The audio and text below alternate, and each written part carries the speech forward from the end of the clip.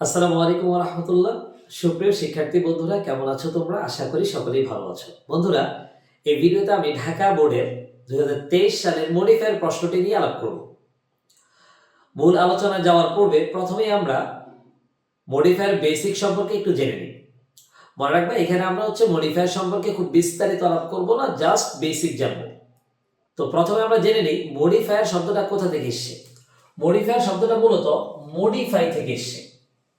ওকে, এরপর আমরা দেখতে পাই মডিফাই অর্থ হচ্ছে বিশেষায়িত করা।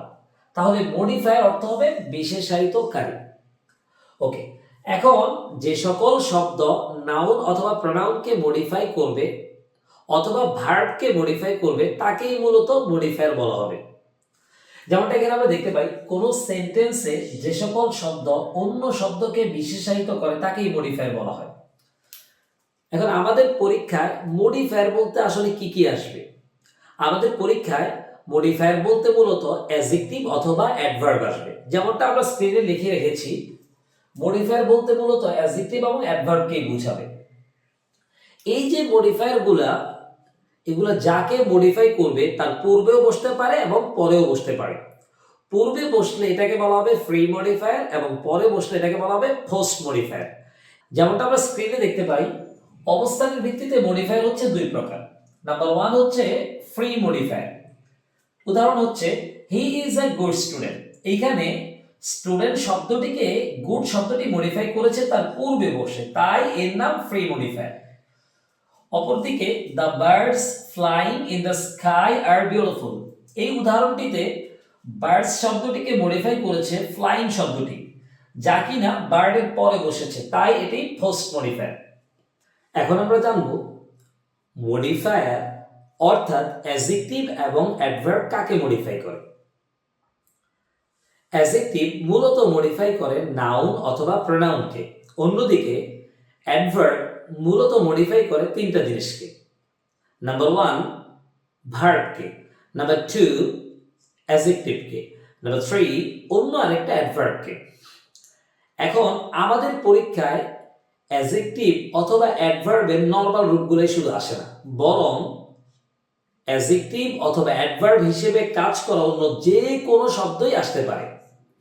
তো এই বিষয়টা আমরা একটু স্ক্রিন থেকে দেখে নিই। নাউন অথবা প্রোনাউনকে মডিফাই করা ফ্রি মডিফায়ার হোক অথবা পোস্ট মডিফায়ার হোক, এর রূপসমূহ কতগুলো জিনিস নাউনকে মডিফাই করতে পারে। প্রথমে আমরা দেখতে পাই অ্যাডজেক্টিভ, তারপর আমরা দেখতে পাই প্রেজেন্ট পার্টিসিপল, অর্থাৎ প্রেজেন্ট পার্টিসিপলও কিন্তু বাক্যে অ্যাডজেক্টিভ হিসেবে কাজ করে, তাই এটি পরীক্ষায় আসবে। তারপর আমরা দেখতে পাই ফার্স্ট পার্টিসিপল, ভাবের 3 নাম্বার রূপ। ভাবের 3 নাম্বার রূপ যখন অক্সিলারি ভার্ব ছাড়া বসবে তখনও সেটা অ্যাডজেক্টিভ হিসেবে কাজ করতে পারে। যেহেতু এটা অ্যাডজেক্টিভ হিসেবে কাজ করে, তাই এটি মডিফায়ারে আসতে পারে। এরপর আমরা দেখতে পাই নাউন অ্যাডজেক্টিভ। নাউন অ্যাডজেক্টিভ কোনটা? দুইটা নাউন যখন পাশাপাশি বসে তখন প্রথম নাউনটিকে বলা হয় অ্যাডজেক্টিভ, তাই এটি নাউন অ্যাডজেক্টিভ, এটিও পরীক্ষা আসতে পারে। এরপরে আমরা দেখতে পাই কম্পাউন্ড অ্যাডজেক্টিভ, অর্থাৎ দুইটা শব্দ মিলে যখন নতুন একটা শব্দ তৈরি হয় আর সেটা যখন অ্যাডজেক্টিভ হিসেবে কাজ করে তখন তা কম্পাউন্ড অ্যাডজেক্টিভ, এটিও পরীক্ষায় আসতে পারে। 6 নাম্বার আমরা দেখতে পাই পসেসিভ অ্যাডজেক্টিভ। এই পসেসিভ অ্যাডজেক্টিভ কোনগুলা? My, our, your, his, her, their, its, one's, এই শব্দগুলা পরীক্ষায় আসতে পারে কারণ এগুলো অ্যাডজেক্টিভ হিসেবে কাজ করে। এরপর আমরা দেখতে পাই ডেমনস্ট্রেটিভ। ডেমনস্ট্রেটিভ বলতে এখানে দিস, দ্যাট, দিস, দোজ, এগুলো পরীক্ষা আসতে পারে। এরপর আমরা দেখতে পাই কোয়ান্টিফায়ার, অর্থাৎ পরিমাণবাচক যে সকল অ্যাডজেক্টিভ আছে সেগুলো পরীক্ষায় আসতে পারে। এরপর আমরা দেখতে পাই ডিটারমিনার, এটাও পরীক্ষায় আসতে পারে। তারপর আমরা দেখতে পাই অ্যাপোজিটিভ। অ্যাপোজিটিভ কাকে বলে? অ্যাপোজিটিভ মূলত হচ্ছে কোনো নাউন অথবা প্রোনাউন সম্পর্কে যখন পরিচিতির জন্য অতিরিক্ত তথ্য প্রদান করা হয় তখন তাকে অ্যাপোজিটিভ বলে। যেহেতু এটি পরিচিতির কাজ করে আর পরিচিতির কাজ করাটা মূলত অ্যাডজেক্টিভের কাজ, তাই এটি পরীক্ষায় আসতে পারে। এরপরে আমরা দেখতে পাই প্রেপোজিশনাল ফ্রেজ। এই প্রেপোজিশনাল ফ্রেজটাও মূলত ইংরেজি বাক্যে অ্যাডজেক্টিভ অথবা অ্যাডভার্বের কাজ করে। যেহেতু এটি অ্যাডজেক্টিভের কাজ করে তাই এটি পরীক্ষায় আসতে পারে। 12 নম্বরে আমরা দেখতে পাই এখানে ইনফিনিটিভ। ইনফিনিটিভটাও মূলত অ্যাডজেক্টিভের কাজ করে, তাই এটিও পরীক্ষায় আসতে পারে। অন্যদিকে আমরা দেখতে পাই রিলেটিভ ক্লজ। এটি মূলত ডিপেন্ডেন্ট ক্লজটা যখন অ্যাডজেক্টিভ হিসেবে কাজ করবে তখনকার অবস্থা। যেহেতু ডিপেন্ডেন্ট ক্লজটা অ্যাডজেক্টিভ হিসেবে কাজ করতে পারে তাই এটাও পরীক্ষায় আসতে পারে। এখন এই ডিপেন্ডেন্ট ক্লজটা যখন রিলেটিভ প্রোনাউন দিয়ে শুরু হবে তখন এটার আরেকটা নাম হবে রিলেটিভ ক্লজ। এখন আমরা দেখব ভার্বকে অথবা অ্যাডজেক্টিভকে অথবা অন্য কোনো অ্যাডভার্বকে মডিফাই করা অ্যাডভার্বের কতগুলো রূপ পরীক্ষায় আসতে পারে। তো চলো আমরা স্ক্রিন থেকে দেখি। ভার্ব, অ্যাডভার্ব অথবা অ্যাডজেক্টিভকে মডিফাই করা ফ্রি মডিফায়ার হোক অথবা পোস্ট মডিফায়ার হোক, এর অনেকগুলো রূপ হতে পারে। নাম্বার 1 হচ্ছে অ্যাডভার্ব, অর্থাৎ নরমাল অ্যাডভার্ব যেমনটা আমরা চিনি। তারপর হচ্ছে ইনফিনিটিভ। ইনফিনিটিভ যেমনি ভাবে অ্যাডজেক্টিভের কাজ করে ঠিক তেমনি ভাবে অ্যাডভার্বের কাজ করতে পারে। সো এটা যেহেতু অ্যাডভার্বের কাজ করে তাই এটা এখানে আসতে পারে। এরপর আমরা দেখতে পাই প্রেজেন্ট পার্টিসিপল, এটা যেমনি ভাবে অ্যাডজেক্টিভের কাজ করে ঠিক তেমনি ভাবে অ্যাডভার্বের কাজ করতে পারে। এরপর আমরা দেখতে পাই ফার্স্ট পার্টিসিপল, এটাও অ্যাডভার্বের কাজ করতে পারে। এরপর আমরা দেখতে পাই পারফেক্ট পার্টিসিপল, এটাও মূলত অ্যাডভার্বের কাজ করে আর এটাও পরীক্ষায় আসতে পারে। এরপরে আমরা দেখতে পাই ইন্টেন্সিফায়ার। ইন্টেন্সিফায়ার কোনটা? ইন্টেন্সিফাই শব্দের অর্থ হচ্ছে তীব্র করা, আর ইন্টেন্সিফায়ার মানে হচ্ছে তীব্র করে এমন জিনিস, অর্থাৎ যে সকল জিনিস অ্যাডজেক্টিভ অথবা অ্যাডভার্বের অর্থ বাড়িয়ে দেয় তাকে বলা হয় ইন্টেন্সিফায়ার। আর ইন্টেন্সিফায়ার মূলত মডিফাই করে অ্যাডজেক্টিভ অথবা অ্যাডভার্বকে, তাই এটিও মূলত এক ধরনের অ্যাডভার্ব, এটিও পরীক্ষায় আসতে পারে। এরপরে আমরা দেখতে পাই প্রেপোজিশনাল ফ্রেজ। এই প্রেপোজিশনাল ফ্রেজটা অ্যাডজেক্টিভ হিসেবেও কাজ করে এবং অ্যাডভার্ব হিসেবেও কাজ করে। যেহেতু এটি অ্যাডজেক্টিভ অথবা অ্যাডভার্ব হতে পারে তাই এটি এখানে আসতে পারে। তো বন্ধুরা, আমরা এতক্ষণ ধরে মডিফায়ারের বেসিক সম্পর্কে একটু আলাপ করলাম। এখন আমরা প্রশ্নে চলে যাই। প্রথমে আমরা যেটা করব, পুরো প্রশ্নটা 2 থেকে 3 বার রিডিং পড়ে নেব। এরপর আমরা যেটা করব, শূন্যস্থানের পরে ব্র্যাকেটে যে বিষয়টা লেখা আছে সেটা বোঝার চেষ্টা করব। শূন্যস্থানের পরে ব্র্যাকেটে সাধারণত 2টা বিষয় লেখা থাকতে পারে। নাম্বার 1 কাকে মডিফাই করবে, নাম্বার 2 কি দিয়ে মডিফাই করবে। কখনো কখনো 2টা থাকতে পারে, আবার কখনো কখনো একটাও থাকতে পারে। সো এই বিষয়টা নিয়ে ঘাবড়ানোর কিছুই নেই। তো চলো আমরা শুরু করি। Cricket is an dash game. আমরা প্রথমে দেখি ব্র্যাকেটে কি লেখা আছে। ব্র্যাকেটে লেখা আছে free modify the noun. Pre modify the noun এই কথাটা লেখা থাকলে আমরা অটোমেটিকলি বুঝতে পারবো শূন্যস্থানের পরেরটাকে মডিফাই করবে। আমি আবার একটু বলছি, যেখানে আমরা দেখব ফ্রি মডিফাই কথাটা লেখা আছে সেখানে আমরা বুঝে নিব শূন্যস্থানের ঠিক পরের ওয়ার্ডটাকে এটা মডিফাই করবে। তো এখানে আমরা দেখতে পাই pre modify the noun, that means হচ্ছে গেম শব্দটাকে মডিফাই করবে। তো কি দিয়ে মডিফাই করবে এটা কিন্তু এখানে লেখা নেই, কিন্তু আমরা বুঝে নিব। আমরা একটু আগে বলে আসছি নাউনকে মডিফাই করবে মূলত অ্যাডজেক্টিভ। যেহেতু এখানে গেম নাউনটাকে মডিফাই করবে তাই এখানে অ্যাডজেক্টিভ হবে। এখন অ্যাডজেক্টিভের আমরা অনেকগুলো ধরন দেখেছি, কোনটা উত্তর করব আমরা যে কোনো একটা উত্তর করলেই হবে। সাধারণত এই ক্ষেত্রে আমরা নরমাল অ্যাডজেক্টিভকে উত্তর করব। এখন আমরা উত্তরটা কিভাবে বের করব? আমরা যেটা করতে পারি, এখানে গেম শব্দটাকে কেমন দিয়ে প্রশ্ন করতে পারি। আমরা গেমটা শব্দটাকে কেমন দিয়ে প্রশ্ন করি? কেমন খেলা। ওকে, তো কেমন খেলা, ভালো খেলা, খারাপ খেলা, আন্তর্জাতিক খেলা, এই টাইপের অনেক ধরনের বাংলা আসবে। সেখান থেকে অর্থের সাথে যায় এমন একটি ইংরেজি আমরা এখানে বসিয়ে দিব। তো এখানে আমরা দেখতে পাই শূন্যস্থান ঠিক আগে অ্যান আছে, দ্যাট মিন্স হচ্ছে এখানে আমাদেরকে এমন একটা শব্দ বসাতে হবে যার শুরুতে একটি ভাওয়েল থাকবে। সো এখানে আমরা ইন্টারন্যাশনাল ওয়ার্ডটি দিতে পারি। তো এখানে আমাদের উত্তর হবে international. Cricket is an international game. তারপরের অংশে আমরা চলে যাই। It is not a game of dash, use possessive to pre modify the noun country. তো ব্র্যাকেটে আমরা দেখতে পাই লেখা আছে use possessive to pre modify the noun. তো একটা কথা বলে রাখি, যখনই আমরা দেখব ব্র্যাকেটে পসেসিভ লেখা আছে সেটা মূলত 3 ভাবে আসতে পারে। পসেসিভ লেখা থাকতে পারে, পসেসিভ অ্যাডজেক্টিভ লেখা থাকতে পারে, কখনো কখনো পসেসিভ প্রোনাউনও লিখে দিতে পারে। তো যাই লেখা থাকুক, ব্র্যাকেটে যখন পসেসিভ লেখা থাকবে আমরা মূলত my, our, your, his, her, their, its, one's এই শব্দগুলোকে উত্তর করব। তো চলো আমরা এখানে উত্তর করি। তো এখানে লেখা আছে ইউজ পসেসিভ। ওকে, তো এখানে আমরা কোনটা উত্তর করব? ইট is not a game of country. এটা শুধু খেলা নয়। কার খেলা নয়? ধরো আমরা যদি মাই বলে আমার খেলা নয়, আমাদের খেলা নয়, এভাবে আমরা বিভিন্ন শব্দ বসিয়ে দেখতে পারি। তো এখানে কারেক্ট উত্তর হবে আওয়ার।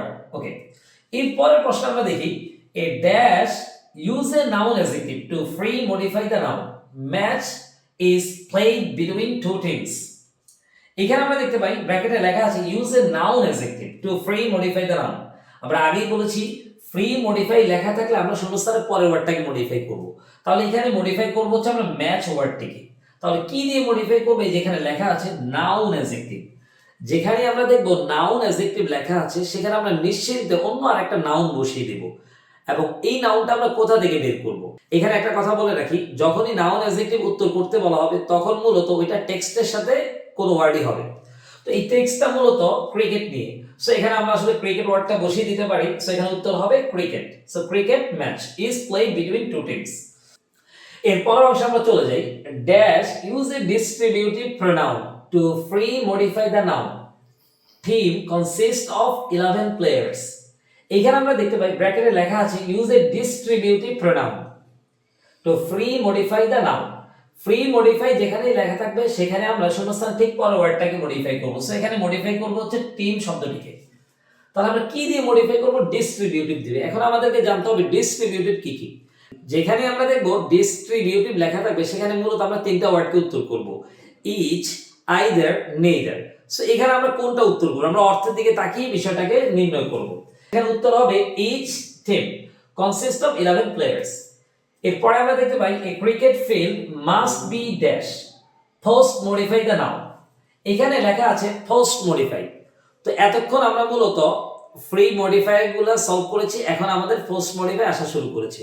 যেখানে আমরা দেখব পোস্ট মডিফাই লেখা আছে তাহলে আমরা শূন্যস্থানের ঠিক আগে খেয়াল করব। এখন এই পোস্ট মডিফাইয়ের ক্ষেত্রে শূন্যস্থানের ঠিক আগেও থাকতে পারে অথবা একটু দূরেও থাকতে পারে। সেক্ষেত্রে আমাদেরকে যেটা করতে হবে, কোনটাকে মডিফাই করেছে সেটা একটু খুব ভালোভাবে লক্ষ্য করতে হবে। তো এখানে আমরা দেখতে পাই পোস্ট মডিফাই দ্য নাউন, তাহলে শূন্যস্থানের আগে নাউনটাকে মডিফাই করেছে। এখানে শূন্যস্থানের আগে আমরা দেখতে পাই মাস্ট, এটা ভার্ব, সেটাকে মডিফাই করতে পারে না, তার আগে ফিল্ড আছে, সো এটাকে মডিফাই করবে। এখন এই ক্রিকেট ফিল্ডটা কেমন হতে পারে? যখনই বলা হবে নাউনকে মডিফাই করতে তখন আমরা নাউনটাকে কেমন, কি পরিমাণ, এগুলো দিয়ে প্রশ্ন করব। আমরা প্রশ্ন করি কেমন ফিল্ড, এই ক্রিকেট ফিল্ডটা কেমন ফিল্ড? ক্রিকেটটা মূলত ভালো ফিল্ড আমরা বলতে পারি, গোছানো ফিল্ড আমরা বলতে পারি, অথবা আমরা সাজানো ফিল্ড বলতে পারি, অথবা পরিষ্কার ফিল্ড বলতে পারি। তাহলে এখানে আমরা যে কোনো একটা উত্তর করে দেব, অথবা বলতে পারি ভালো ব্যবস্থাপনা সম্পন্ন। সো এখানে আমরা উত্তর করব হচ্ছে ওয়েল মেইনটেইন। আমরা অন্য কোনো ওয়ার্ড দিয়ে উত্তর করতে পারি। এরপরে আমরা চলে যাই it requires 2 wooden bats, a ball and 2 sets of stumps। এইখানে যেহেতু কোনো শূন্যস্থান নাই তাই আমরা সামনে চলে যাই। Dash use a numeral adjective to pre modify the noun. Umpires conduct the game. তো ব্র্যাকেটে বলা হয়েছে use a numeral adjective to pre modify the noun. আমরা আগেই বলেছি যেখানে আমরা ফ্রি মডিফাই কথাটা লেখা থাকবে সেখানে আমরা শূন্যস্থানের পরের ওয়ার্ডটাকে মডিফাই করব। তো শূন্যস্থানের পরের ওয়ার্ড হচ্ছে এখানে আম্পায়ার্স, তো এখানে আম্পায়ার্সকে মডিফাই করবে। তাহলে আম্পায়ার্সকে আমরা কি দ্বারা মডিফাই করব? এখানে আমাদের দিক নির্দেশনা দেওয়া আছে নিউমেরাল অ্যাডজেক্টিভ। নিউমেরাল অ্যাডজেক্টিভ কোনটা? নিউমেরাল শব্দটা নাম্বার থেকে এসেছে। সো নিউমেরাল অ্যাডজেক্টিভ মানে হচ্ছে নাম্বার, অর্থাৎ সংখ্যা। এখন এই সংখ্যার কোনটা বসাবো? তো আমরা নরমালি জানি ক্রিকেট খেলায় মাঠে 2 জন আম্পায়ার থাকে। সো এখানে হচ্ছে আমরা 2 শব্দটাকে উত্তর করব। তাহলে 2 এর ইংলিশ আমরা সকলেই জানি 2। সো এখানে উত্তর হবে 2। 2 umpires conduct the game. Sometimes a third umpire is required. Dash use an infinitive to post modify the verb and acute confusion. তো এখানে আমরা ব্র্যাকেটে দেখতে পাই ইউজ অ্যান ইনফিনিটিভ ব্যবহার করতে বলা হয়েছে to post modify the verb, ভার্বটাকে মডিফাই করতে। এখন কোন ভার্বটাকে পোস্ট লেখা আছে? পোস্ট মানে হচ্ছে শূন্যস্থানের আগে ভার্বটা থাকবে। সো এখানে আমরা শূন্যস্থানের আগে ভার্ব হচ্ছে ইজ রিকোয়ার্ড, এই ইজ রিকোয়ার্ডটাকে মডিফাই করবে। এখন এখানে আমরা একটা টেকনিক বলে রাখি, যেখানে লেখা থাকবে ইনফিনিটিভ বসাতে সেখানে আমরা সাধারণত কেন দিয়ে ভার্বটাকে প্রশ্ন করব, তাহলে আমরা উত্তর পেয়ে যাব। তাহলে আমরা প্রশ্ন করি থার্ড আম্পায়ার কেন প্রয়োজন? থার্ড আম্পায়ার প্রয়োজন হচ্ছে অ্যান অ্যাকিউট কনফিউশন, তীব্র সন্দেহ দূর করতে, অর্থাৎ কনফিউশন দূর করতে। অর্থাৎ মাঠের মধ্যে যখন কোনো সন্দেহ তৈরি হয় তখন মূলত সেটা দূর করার জন্য থার্ড আম্পায়ারকে কল করা হয়। সো দূর করতে এই কথাটা আমরা এখানে ইংরেজিতে লিখে দিব। দূর করা ইংলিশ কি? রিমুভ হতে পারে, ক্লিন হতে পারে। এখন তার আগে টু যুক্ত করে দেব, কারণ আমাদের প্রশ্নে ইনফিনিটিভ বসানোর কথা বলা হয়েছে। সো এখানে উত্তর হবে টু রিমুভ অথবা টু ক্লিন। তারপর প্রশ্নে আমরা চলে যাই। dash use a participle to free modify the noun. The opportunity. The batter hits the ball away at a good distance and runs to the opposite wicket.